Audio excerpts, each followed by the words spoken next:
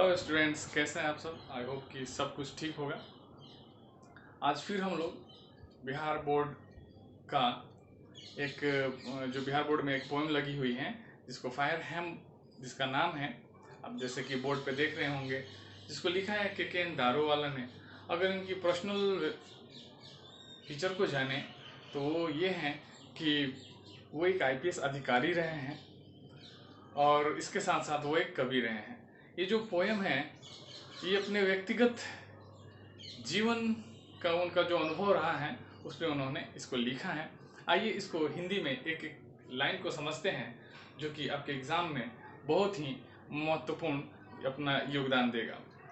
आइए, यहाँ पे कह रहा है जो पोएम में कि द बर्निंग घाट इरोप्टेड फास्फोरिसिन, जो जलता हुआ घाट है वहाँ से इरोप्टेड मैंने निकलता है फास्फोरिसिन, मतलब जो लाल रेड पीला कलर का जो आग की लपटें निकलती है।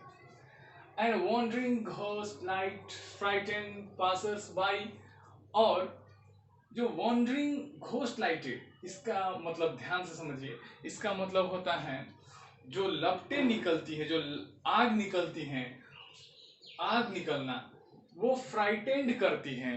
फ्राइटेंड माने डराती है, भयभीत करती हैं। पासर्स माने वहाँ से गुजरने वालों को, जो घाट के बगल से गुजरते हैं उनको भयभीत करती है वो रोशनी। एज मून लाइट, जैसे मून लाइट, जो चांद का जो रोशनी है, चंद्रमा की जो रोशनी है, स्कटल्ड अमोंग द बोन्स, और जब चंद्रमा की रोशनी, जो अस्थियां पड़ी रहती हैं, जो हड्डियां पड़ी रहती हैं घाटों पर, उस पर जब रोशनी पड़ती है और लोग जब देखते हैं उस कंकाल को तो बहुत डर लगता है। Once strolling at dawn past river bank and ghat, एक दिन या एक समय की बात है जब कवि नदी के किनारे और घाट के बगल में घूम रहे थे।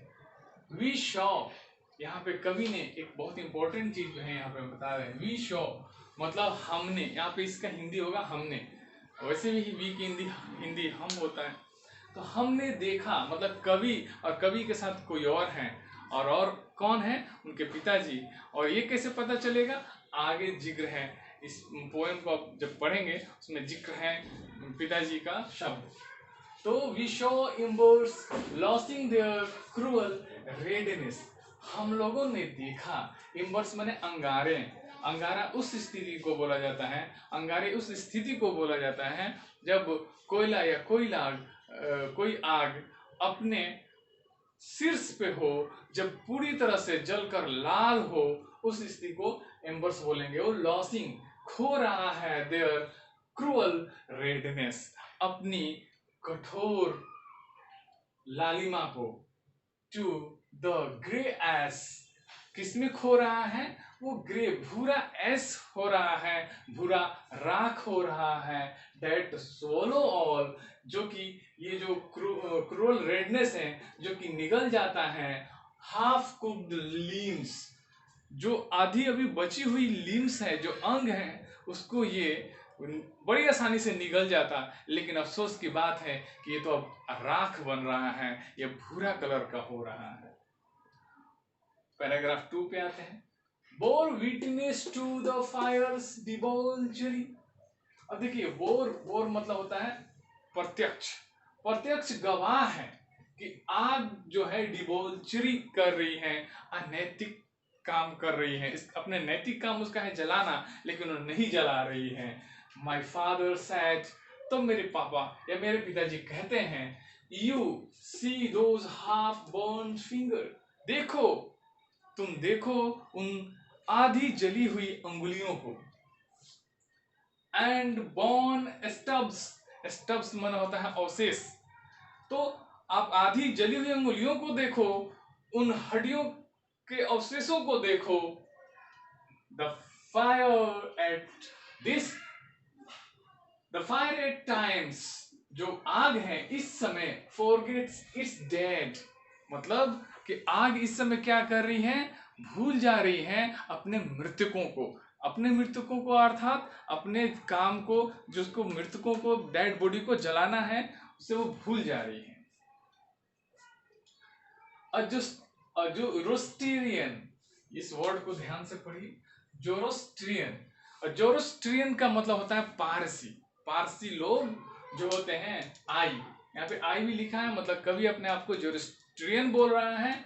माई लिटिल फिंगर्स क्लेंस्ड, इस बात को सुनकर, वो अधजली उंगलियों को देखकर, जो कवि है छोटा है, अपने पापा के साथ घूम रहा है, तो उसकी हाथें क्या हो रही हैं, कड़क जा रही हैं, मतलब देह जिसको हम लोग बोलते हैं सिहरना, उसकी हाथ सिहर जा रहा है। Into a little note of pain, एक दर्द हो रहा है, एक दर्द महसूस कर रहा है कवि।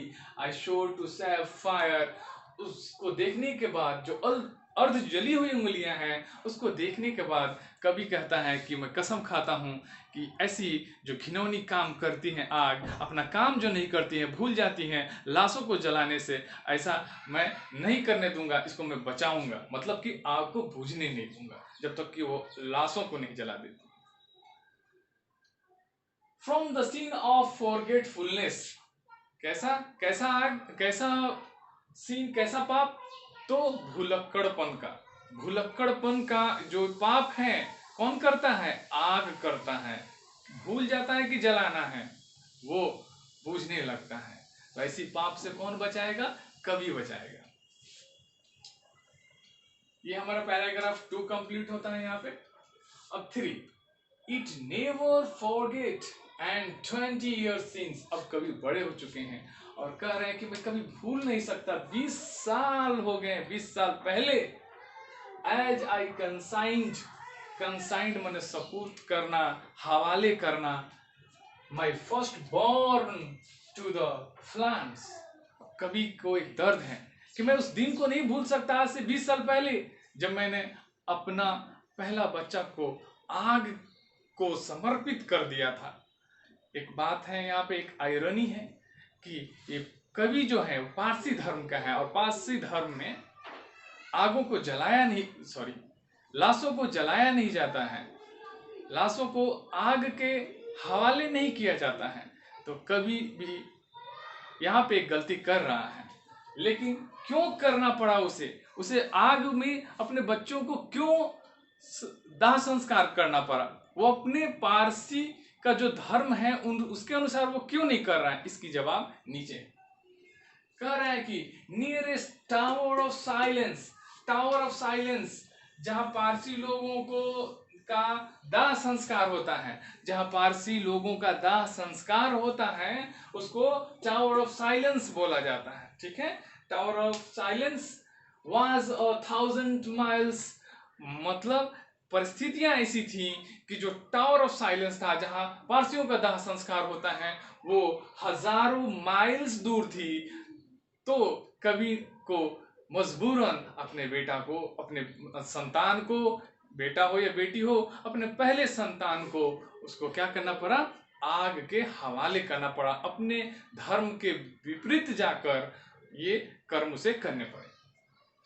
The fire ham said to me, अब देखिए यहाँ पे कवि ने आग को फटकार लगाया था, अब आग कवि से कह रहा है यू स्टैंड फॉरगिवन, अभी आपको हम क्षमा करते हैं, अभी आपको हम क्षमा करते हैं। क्यों भाई, ब्रोकियट रिवेलियस, रिवेलियस माने विद्रोही, आप विद्रोही हैं। कैसे, क्योंकि आपने अपने धर्म के अनुसार कर्म नहीं किया।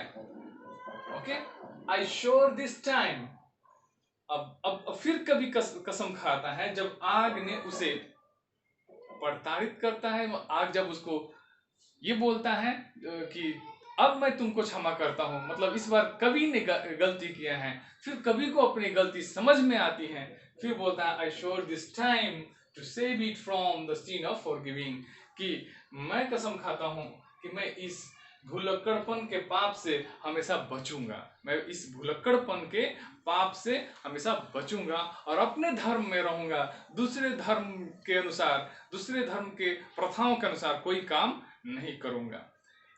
यहाँ पे आपकी पोएम समाप्त होती है। और एक बात और, इसमें एक क्वेश्चन पूछेगा कि कवि कितने बार शपथ, ओथ ग्रहण मतलब लेता है, ठीक है। तो 2 बार, एक बार बचपन में जब वो घूमने जाता है अपने पिताजी के साथ और अर्ध जली उंगलियों को देखता है तब, और एक बार बड़े होने के बाद, ठीक है।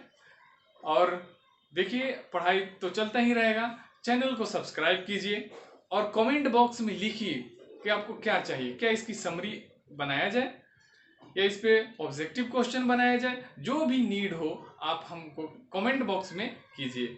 Okay, thanks.